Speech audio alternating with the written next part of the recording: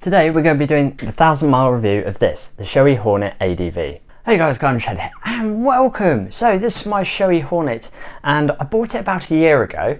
I've done about 1,000 miles in it, and the whole reason I bought it was because I wanted to do some trail riding. And if you're a subscriber of the channel, you'll know just how badly that went. So this is Shoei's premium adventure helmet and it competes with the likes of the Arrow Tour X4, the Kilm Cryos. At the time of recording, this helmet in gloss white can be bought for £385 and it goes up to £540 for various different colour designs. But personally for me, I really like just the plain white. Nothing too garish, just nice and simple. To maximise protection, Shoei have 4 different outer shell sizes. This helmet is absolutely packed with features and I'll cover a lot of these in the review. But to start off with, fastening is done with a very simple D-ring loop. It features emergency quick release tabs on the inside cheeks, meaning that if you do have an accident, paramedics can get your helmet off really quickly by just pulling on the tabs and removing the internal lining. Speaking of the lining, the interior is fully removable so it can be washed. On top of all of that, it comes with Shoei's standard 5-year warranty. Starting off with visibility, as you can see, it's got this nice wide visor, and when you actually have the helmet on, when you turn your eyes, you can only just see the edges of the helmet. So you have this amazing field of view, just what you want when you're riding in all weathers, all conditions. Also, to aid with the visibility, you can fit a Pinlock Evo, and that is supplied free in the box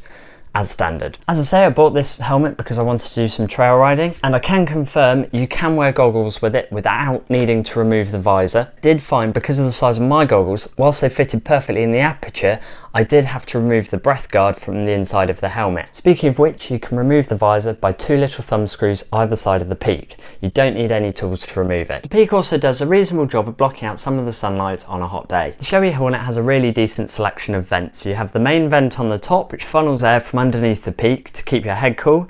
You also have an eyebrow vent below the peak, just above the visor aperture, which is just a really simple sliding motion to operate. You also have an intake vent on the chin as well. On the rear of the helmet, you have 2 exhaust vents to help that hot air escape from the helmet. These vents, however, are always open, you cannot close. Adventure helmets are traditionally designed for warmer climates, perhaps where you're doing a little bit off-road and your speeds aren't quite the same as road speeds. So a key point of an adventure helmet is having an increased airflow over a full face helmet. The ventilation is a slight downfall of the Shoei Hornet. Whilst it has a decent array of vents, the actual performance of the vents themselves is a little disappointing. So having said that about the vents, let's talk about the rest of the comfort factor. Like all Shoeis, the Hornet does an incredible job of all-day comfort. The padding inside it does a brilliant job providing support all the way around your helmet without creating any pressure point. As expected, the Shoei Hornet is a little bit noisier than a normal full-face helmet. However, by dual sport helmets, it is incredibly quiet. The vents in the peak do a fantastic job of reducing turbulence. Traditionally, peaked helmets can suffer from a lot more turbulence than a full-face helmet.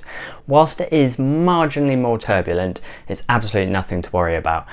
And I've found that doing 200-300 mile days in the Hornet is absolutely no problem at all. So what is my opinion of the Hornet? I think it looks absolutely brilliant, and if you're after an adventure look, this certainly delivers it in spades. Bit of a jack of all trades, and jack of all trades tend not to perform the best in either extremes. I'm going to rate it to on-road use, I'd probably say it's about an 8 to 20 helmet. If you can only afford one helmet and you're mainly riding on roads, perhaps dabbling in a little bit of light off-road, or you just want that adventure style helmet, then you can't go too far wrong with the Shoei Hornet. However, if you're only riding on the roads and you're not fussed about the adventure styling, then I would recommend something more along the lines of the Shoei GT Air 2. Similar price range, but the ventilation's better and it's quiet. You're using this 50-50 or purely off-road, the competition does deliver a better off-road helmet than the Hornet. I really hope you've enjoyed this review. If you have, please remember to like and subscribe. Thank you ever so much for watching and take care.